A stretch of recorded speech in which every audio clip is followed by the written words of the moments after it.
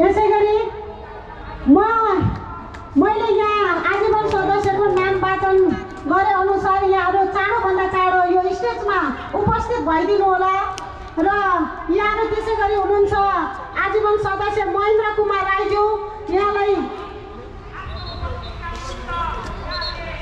आदरणीय भीमबहादुर राईज्यू, भीमबहादुर चामलिङ राईज्यू आफ्नो सम्मान लिइदिनु हुनको लागि म हार्दिक अनुरोध गर्न चाहन्छु।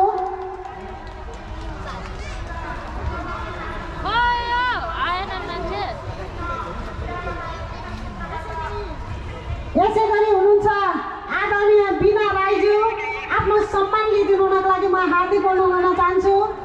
त्यसै गरी हुनुहुन्छ देवमाया राईज्यू, आफ्नो सम्मान यसै गरी कुमारी राईज्यूलाई आफ्नो सम्मान लिइदिनुको लागि म हार्दिक अनुरोध गर्न चाहन्छु। त्यसै गरी हुनुहुन्छ आजीवन सदस्य दिगबहादुर रुङदाली राईज्यूलाई आफ्नो सम्मान लिइदिनुको लागि म हार्दिक अनुरोध गर्न चाहन्छु।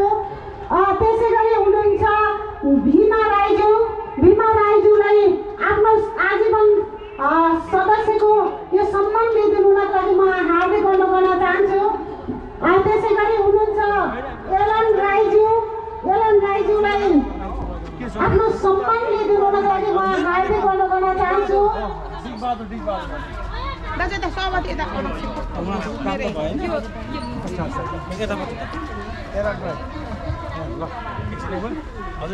त्यसै गरी एलन राईज्यूलाई यो सम्मान लिइदिनुको लागि म हार्दिक अनुरोध गर्न चाहन्छु। विशेष अतिथि किरात राई यखा केन्द्रीय उपमहासचिव ज्यू, वडाध्यक्ष 2 नम्बर वार्डका वडाध्यक्ष ज्यू, त्यस्तै जनप्रतिनिधि हाम्रो वडा सदस्य 2 नम्बर वार्डका वडा सदस्य ज्यू, विभिन्न सङ्घ संस्थाका अध्यक्ष तथा सचिव, प्रतिनिधिज्यूहरू, पत्रकार मित्रहरू, मञ्चमा आसीन